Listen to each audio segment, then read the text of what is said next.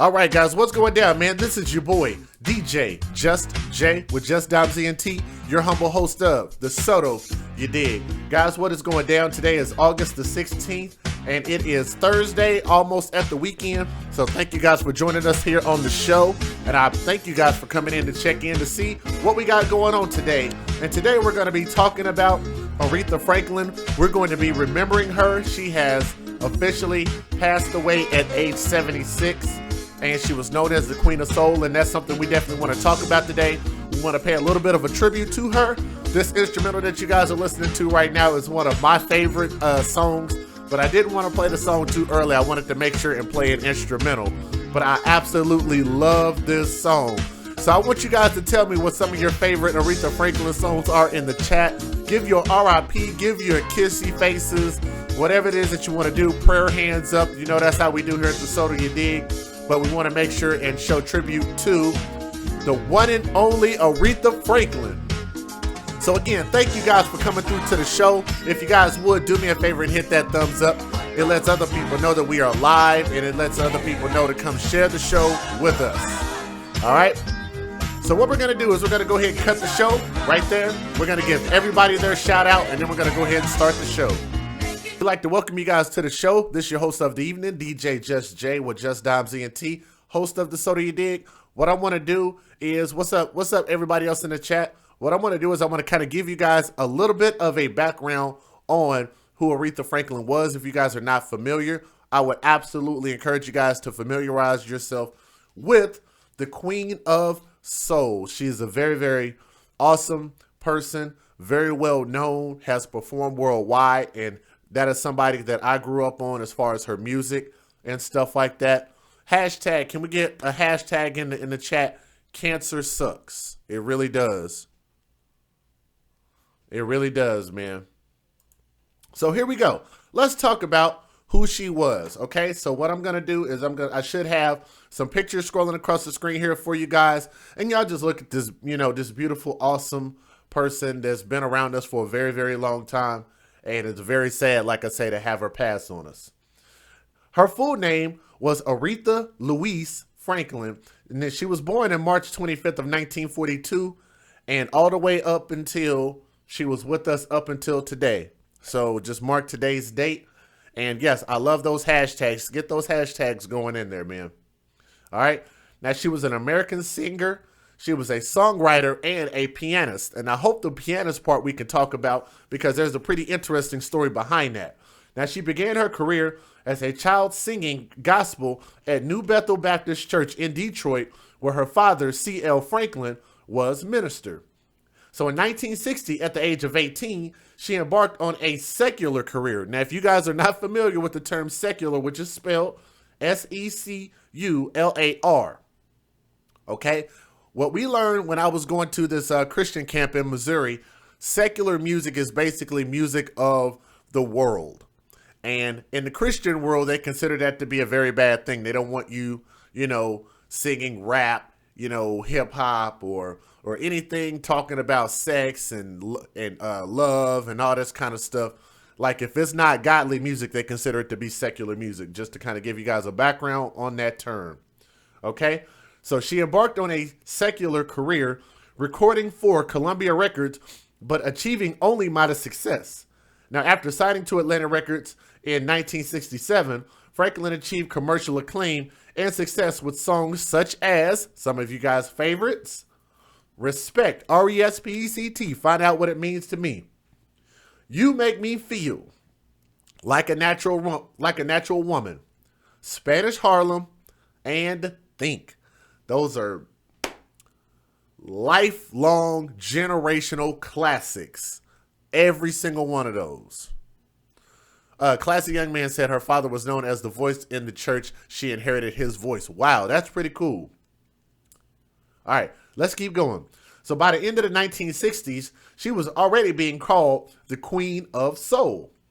Franklin recorded acclaimed albums such as I Never Loved a Man in the Way I Love You back in 1967, Lady Soul the next year, Young, Gifted, and Black in 1972, Amazing Grace that same year, before experiencing problems with her record company by the mid-1970s. After her father was shot in 1979, Franklin left Atlantic and signed with Aretha Records, finding success with albums Jump to It back in 1982, Who's Zoomin' Who in 1985, and her part in the 1980s film The Blues Brothers. So if you guys have not seen Blues Brothers, I encourage you to check that movie out. Really, really good movie. In 1998, Franklin received international acclaim for singing the opera aria Nessun Dorma at the Grammy Awards that year, replacing Luciano Pavarotti. Later that year, she scored her final top 40 song with A Rose is Still a Rose. Now, Franklin recorded 112 charted singles on Billboard, including 77 Hot 100 entries, which is impressive, 17 top 10 pop singles, 100 R&B entries, and 20 number one R&B singles, becoming the most charted female artist in the chart's history. That is very, very impressive.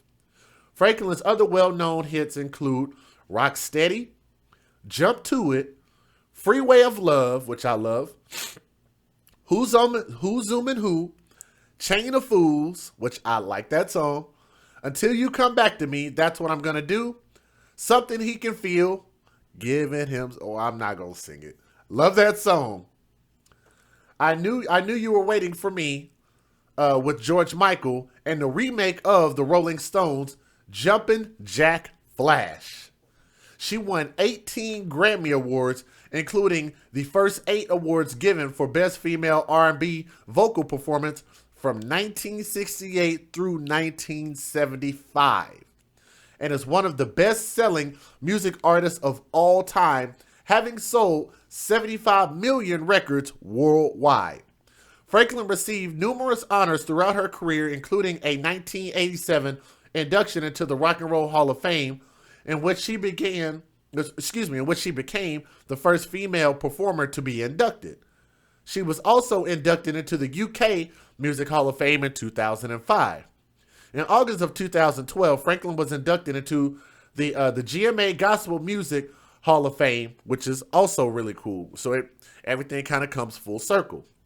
Franklin is listed in at least 2 all-time lists on Rolling Stone magazine, including the 100 greatest artists of all time and the 100 greatest singers of all time. Another impressive feat.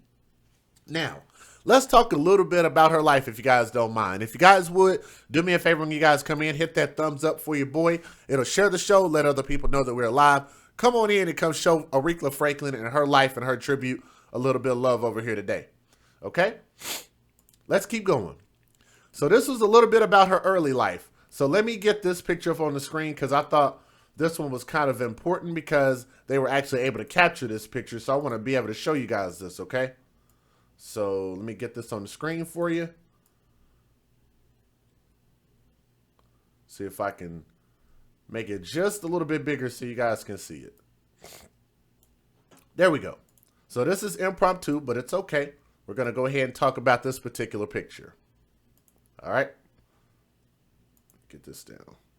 Aretha Louise Franklin was born at 406 Lucy Avenue in Memphis, Tennessee, to Barbara née Seegers and Clarence Levon C.L. Franklin.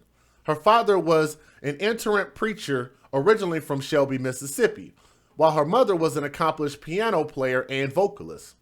Her parents had 3 other children, and both C.L. and Barbara had children from outside of their marriage.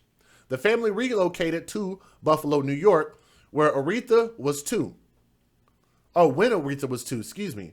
Before her 5th birthday, C.L. Franklin permanently relocated the family to Detroit, Michigan, where he took over the pastorship of New Bethel Baptist Church.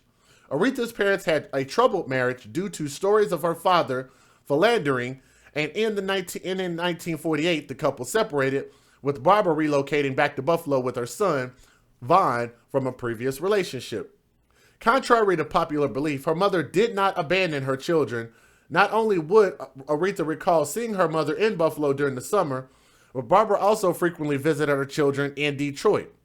Aretha's mother died in March 7th of 1952 before Aretha's 10th birthday.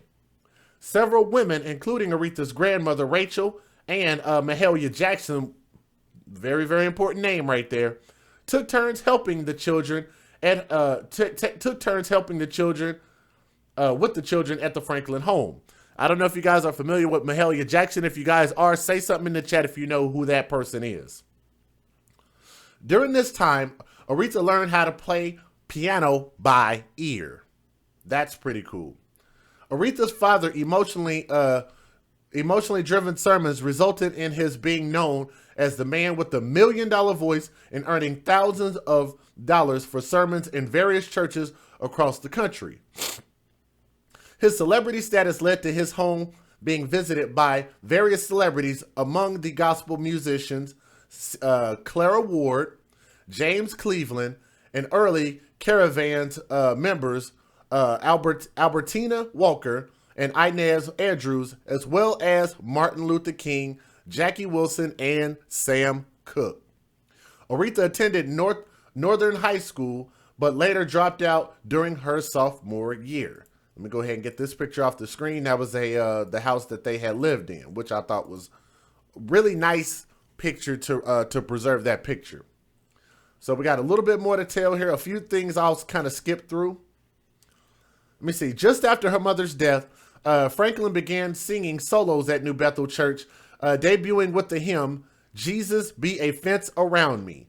Now, 4 years later, when Franklin was 14, her father began managing her, bringing her on the road with him during so-called gospel caravan tours for her to perform in various churches. He helped his daughter sign her first recording deal with JVB Records, where her first album, Song of Faith, was issued in 1956. Franklin sometimes traveled with the Soul Stirrers during this time. At the age of 16, Franklin went on tour with Dr. Martin Luther King Jr. and in 1968 sang at his funeral. Okay?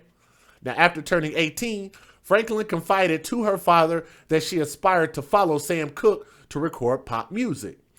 So, serving as her manager, CL agreed to move and help to produce a 2-song demo that was brought to the attention of Columbia Records, who signed her in 1960.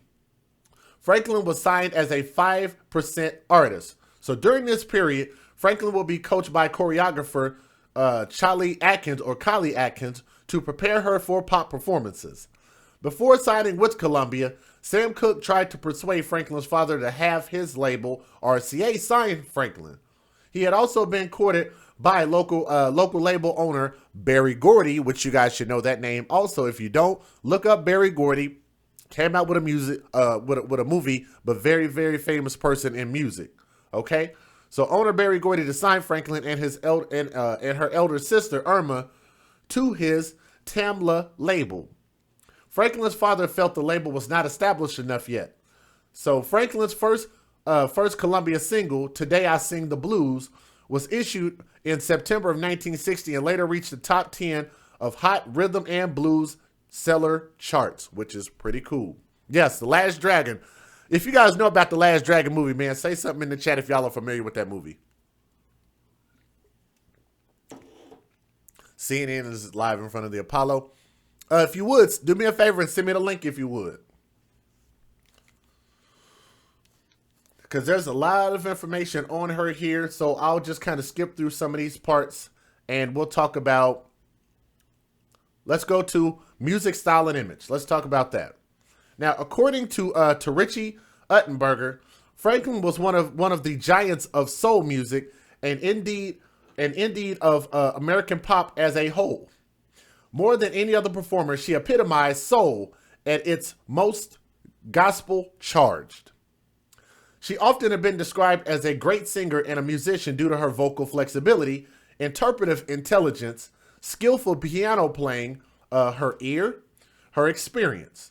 Franklin's voice was described as being powerful mezzo-soprano voice, and she was praised for her arrangements and interpretations of other artists' hit songs. Of describing Franklin's voice as a youngster on her first album, Song of Faith, Released when she was just 14, Jerry Wexler explained that Franklin's voice, and he quotes this, was not that of a child, but rather of an ecstatic, hierophant. So I'm going to assume, I've never even heard of that word before. So a hierophant is a person who brings religious congregants into a presence of that which is deemed holy.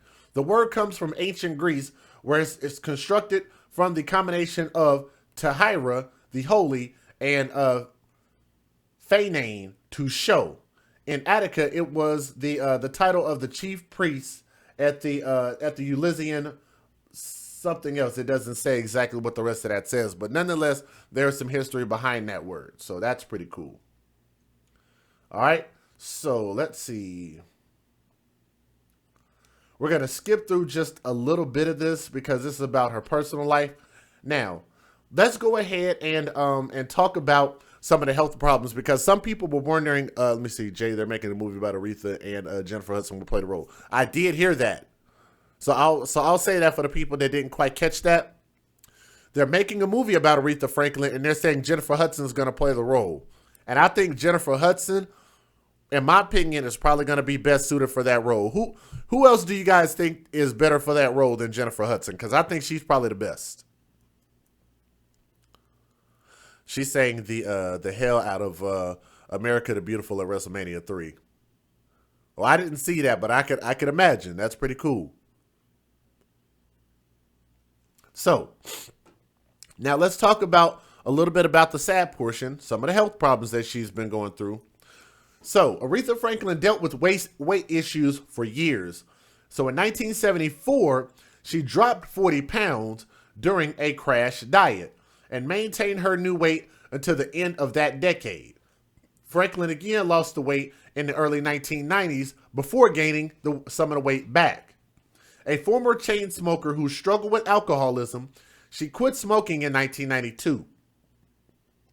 Franklin admitted in 1994 that her smoking was, quote, messing with my voice. But after quitting smoking, she said in 2003 that her weight had ballooned.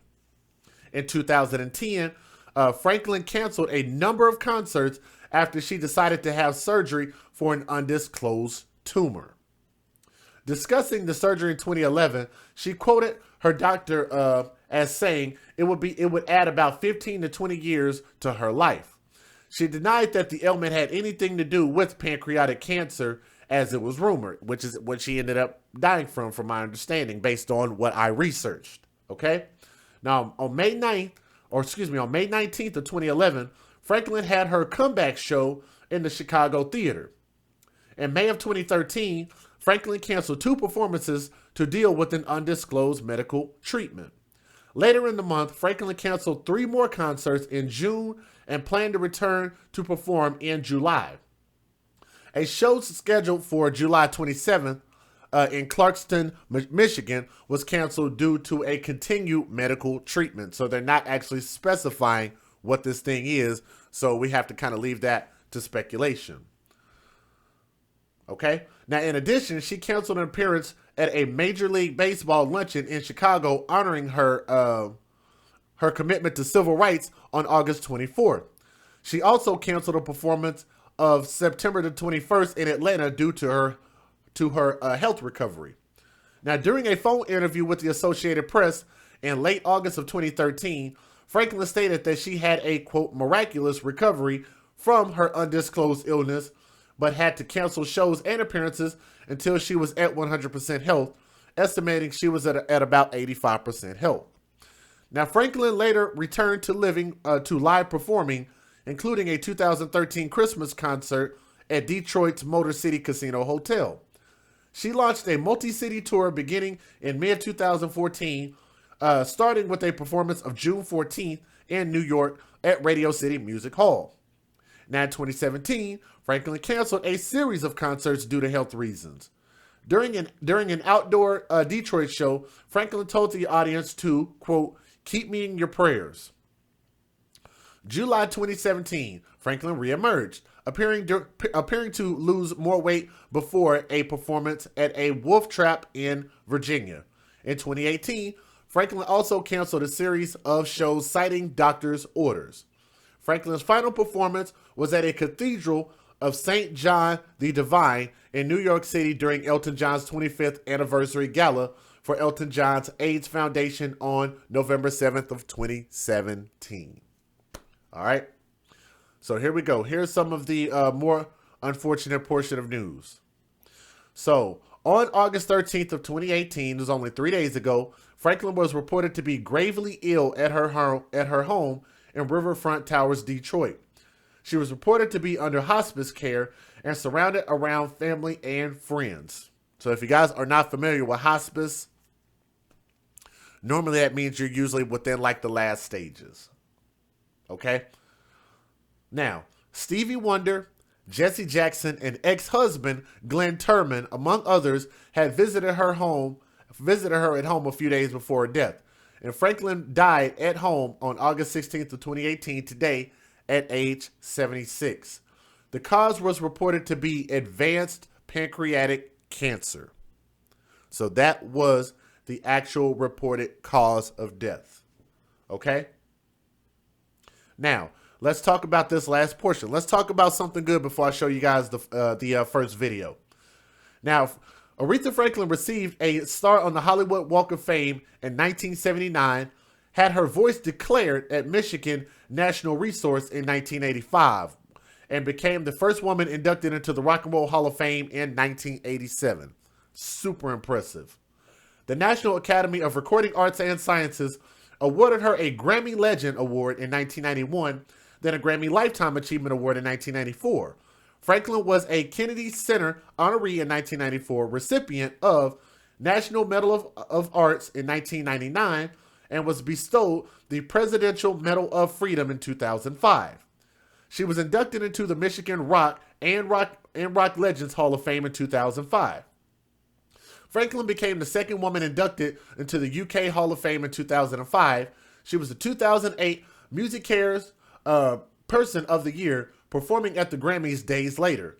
Following news of Franklin's surgery and recovery in February 2011, the Grammy ceremony paid tribute to the singer with a medley of her classics performed by people like Christina Aguilera, Florence Welch, Jennifer Hudson, so take note of that one, Martina McBride, and Yolanda Adams. Okay? That same year she was ranked 19th among Billboard Hot 100 all-time top artists, and ranked first on Rolling Stone's list of greatest singers of all time. Later in 2013, she was again ranked first in Rolling Stone's magazine 100 Greatest Singers list, which is extremely impressive. So if you guys would do me a favor, hit that thumbs up. I'm getting ready to move on to the video portion. I got just a little bit more to tell you about her legacy. Inducted into the GMA Gospel Music Hall of Fame in 2012, Franklin was described as the voice of the civil rights movement, the voice of Black America, and a symbol of Black equality. So asteroid 249516 Aretha was named in her honor in 2014. They quote this: "American history wells up when Aretha sings," President Obama explained in a response to her performance of A Natural Woman at the 2015 Kennedy Center Honors. And he also says this: "Nobody embodies more fully the connection between the African-American spiritual, the blues, R&B, rock and roll, the way that hardship and sorrow were transformed into something full of beauty and vitality and hope." That's a very, very powerful statement. On June 8th of 2017, the city of Detroit honored Franklin's legacy by renaming a portion of Madison Street between Brush and Wetherall Streets Aretha Franklin Way. On January 29th of 2018, the Oakland Press's correspondent Gary Graff confirmed that the American Idol runner-up Jennifer Hudson will take the role to play Franklin in her upcoming biopic. The news was announced by the film's executive producer Clive Davis, who made public their decision on the choice of actors casting in the film 2 days before Graff's article was published. So shout out to Classy Young Man for pointing that out, and we just spoke about that. An all-star tribute concert to Franklin, celebrating her music, is scheduled for November 14th of 2018 at Madison Square Garden in New York. Honor degrees is this. Franklin received an honorary degree from Harvard University in 2014, as well as doctorates in music from Princeton University of 2012, Yale in 2010, Brown University 2009, Berklee College of Music 2006, New England Conservatory of Music 1995, and University of Michigan 1987. Franklin was awarded an honorary doctorate of humane letters by Wayne State University in 1990, and an honorary doctor of law by Bethune-Cookman University in 1975. Wow. Wow, wow, wow, wow. That's a mouthful to even read, guys. That is a mouthful to even read. That's just a mindful in a moment, if you guys can think about this, of not only what she's been through, what she's accomplished, what she was nominated for, all of the music that she put out, all of the things that she represented. And I can't lie, a lot of that stuff I didn't know, because if you guys didn't catch that, early on in her life, she actually dropped out of school. So for her to receive all of these honorary degrees from all of these different colleges, I think was amazing. One's lifetime is not enough. Thank you very much for posting that, Miss June. Absolutely. Absolutely. And so I wonder this before I tell you guys about her albums, and then I'm going to go ahead and play the video. I want you guys to tell me, who do you think in our lifetime, from some of you 70s babies, some of you 80s, maybe some of you 90s babies, maybe even some of you 2000s kids, who do you think could take up a mantle like that? And who do you think will end up being legendary with all of those accomplishments, all of those rewards, all of those type of things that she was recognized for? Who would you guys vote and think is going to live up to something like that? I would love to see what you guys have to say in the chat about that.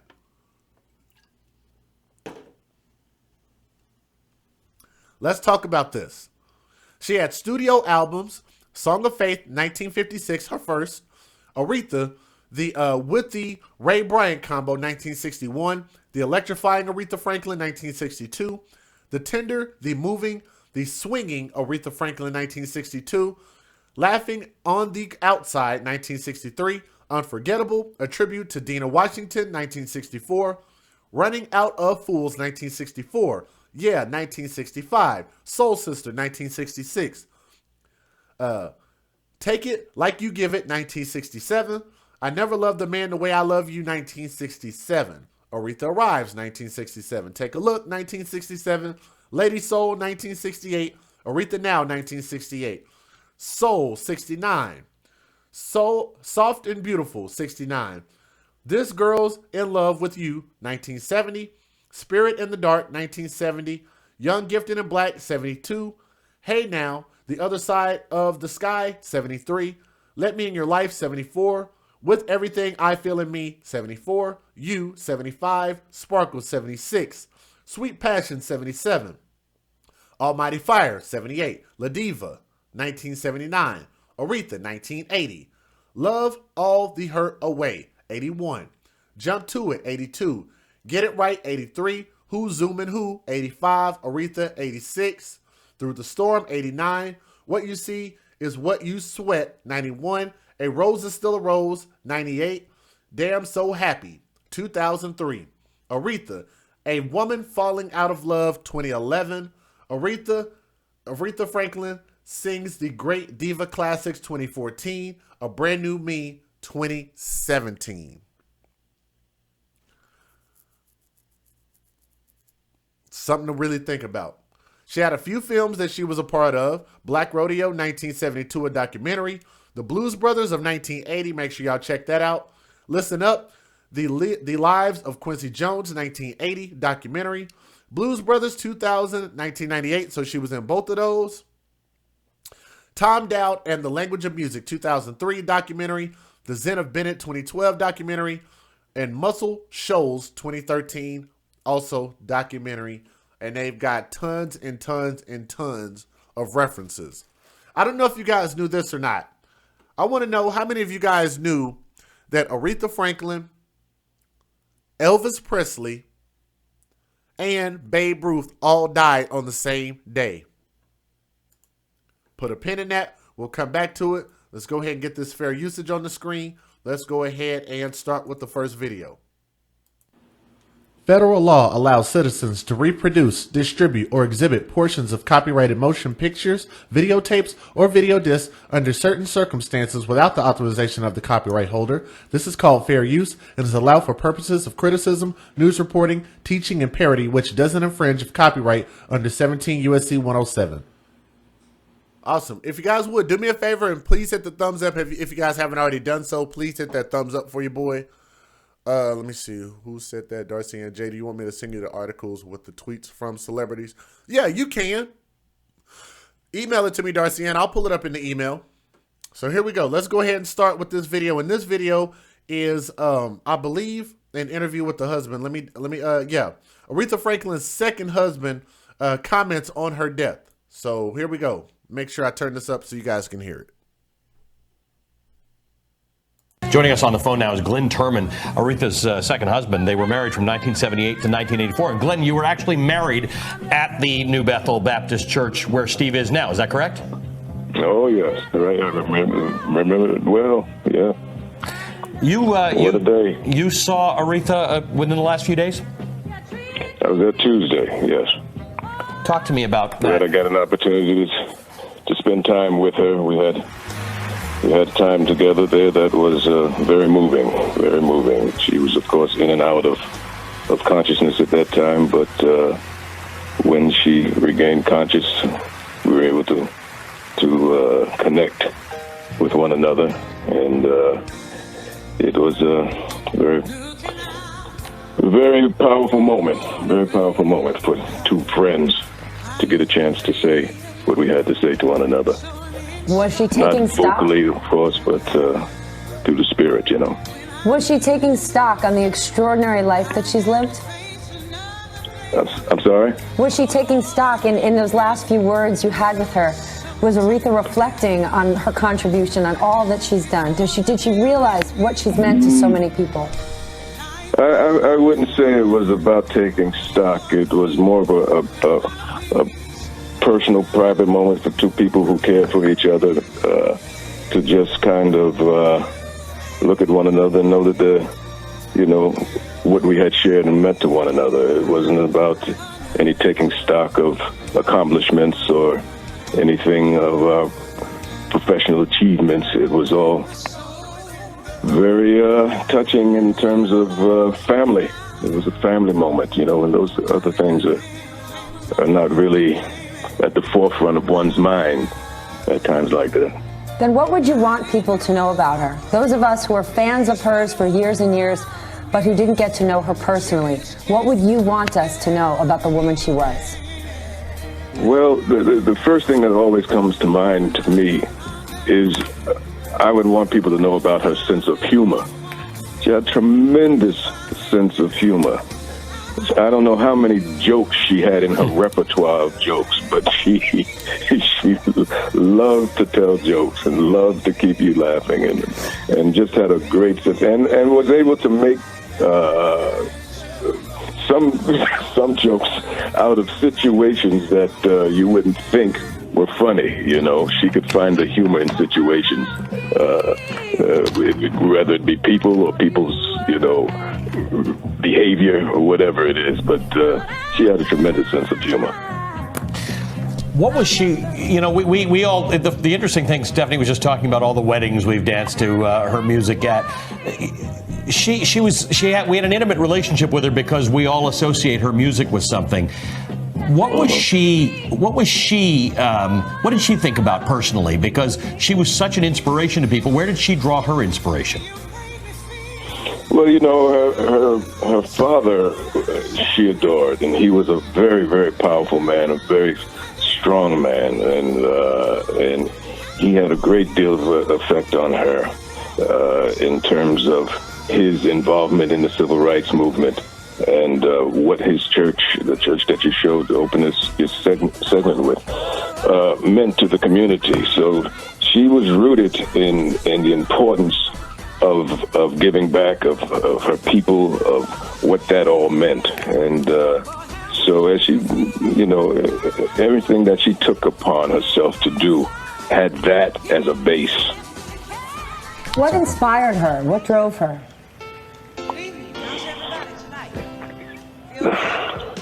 Aretha was curious. She was a curious person, curious about many things.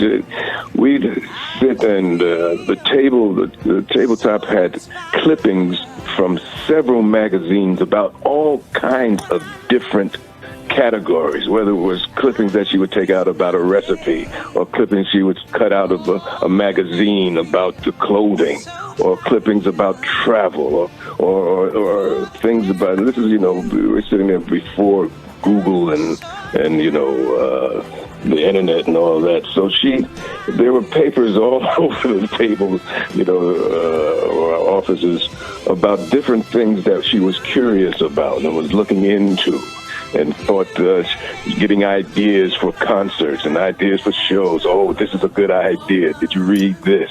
That kind of thing. Once she brought me an entire set of books from Harvard Business School. Read this, Glenn. Read this. We need to be up on this. I said, read. I don't know if I'm up to Harvard graduation at this time. It's going to take me a while to read these business books from Harvard, But but she was, that was Aretha, She stayed up on things. You said on the table there were different kind of clippings, recipes, travel. Did she like to cook? We think of her as an entertainer, but maybe privately among friends and family, she entertained. Oh, she could burn. Aretha loved burn. Oh, you kidding? She could burn. She got an honorary degree from Harvard in 2014. Glenn must have told that story, and Harvard said, let's get her a degree. Interesting. Michael Eric Dyson, when we started this coverage, said the first thing he said about Aretha Franklin is how curious she was, how she'd call up and ask questions. That's remarkable, that curiosity. It is kind of noteworthy, though, that today, the day on which Aretha Franklin passed, it is August the 16th. 41 years to the day that the king of rock and roll passed away. Elvis Presley died 41 years ago today, the king of rock and the queen of soul. Thanks, Glenn. Glenn Turman, Aretha Franklin's former husband. I mean, an honor to hear such personal stories from someone who knew and loved her. And great stories, right? What do you want of people? That they're curious and they've got a great sense of humor. Yeah.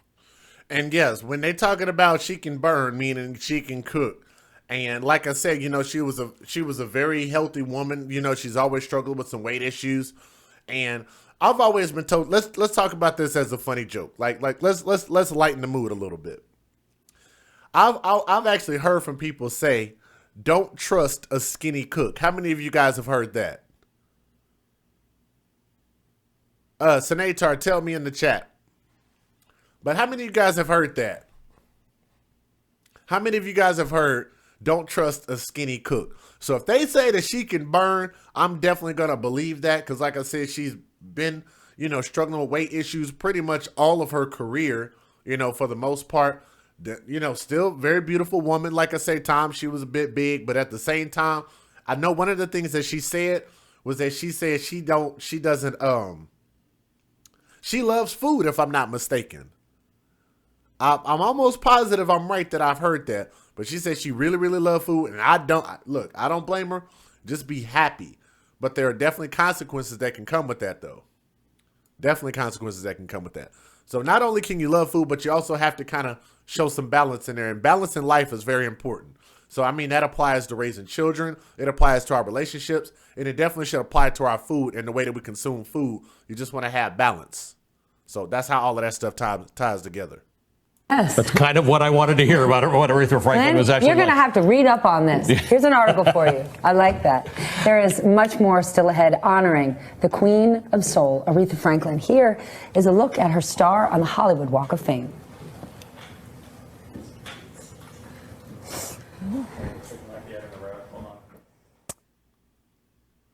Like I said, we're having some technical difficulties. I could hear that.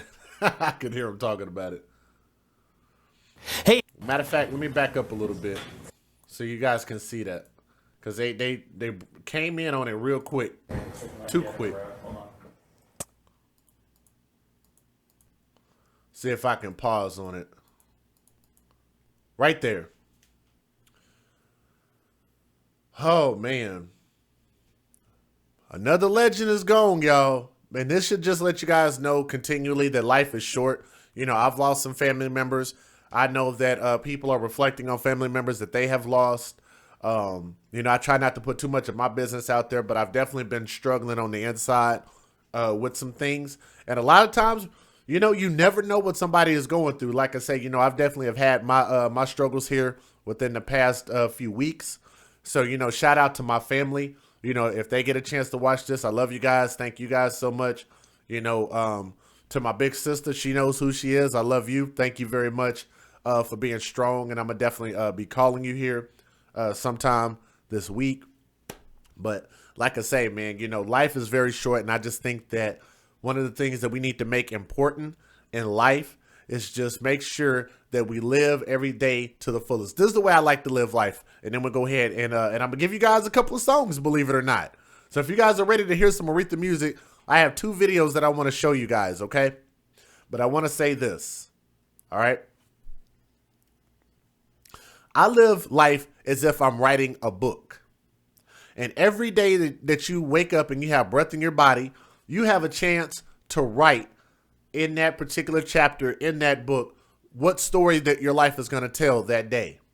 I don't know if you guys have heard that, but this is my personal philosophy. This is what I try to teach.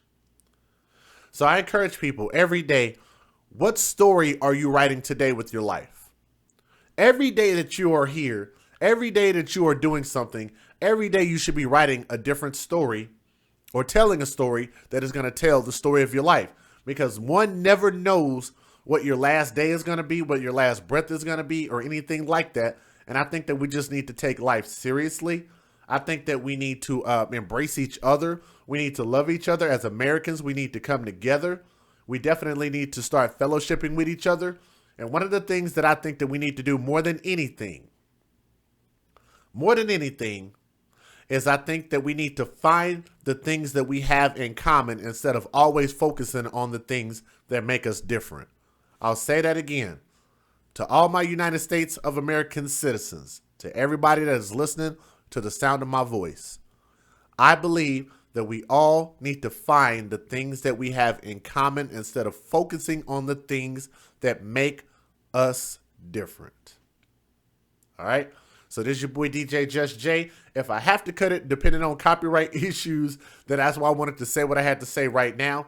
So, you know, shout out to Aretha Franklin. What I'm going to do is I'm going to go ahead and give you guys a couple songs, and I want you guys to listen to these songs because they are 2 of my favorites. So what I'm going to do is I'm going to give you guys the most popular song that you guys asked for, and then I'm going to play my favorite song. So here we go.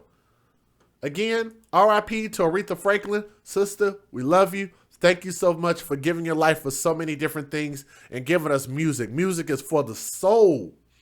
All right, here we go. This is my favorite song. Guys, do me a favor because I might cry on this one. Prayer hands up in the chat. Prayer hands up in the chat. This song is called Prayer for You.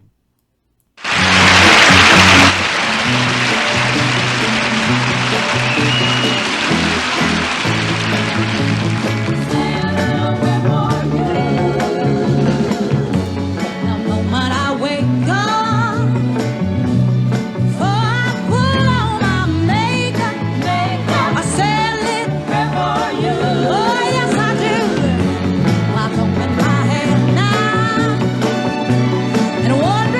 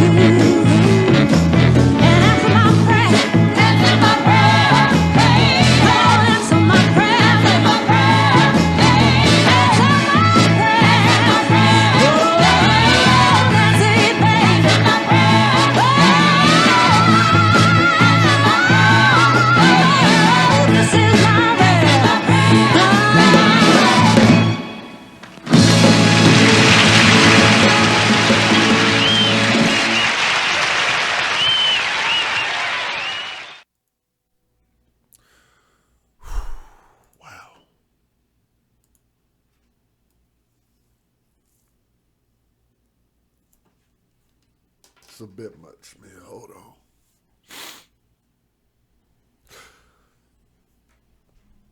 Thank you guys, man, for tuning into the show. Like I said, I don't know if I'll be able to keep that on here for copyright purposes, but that's one of my favorite songs. So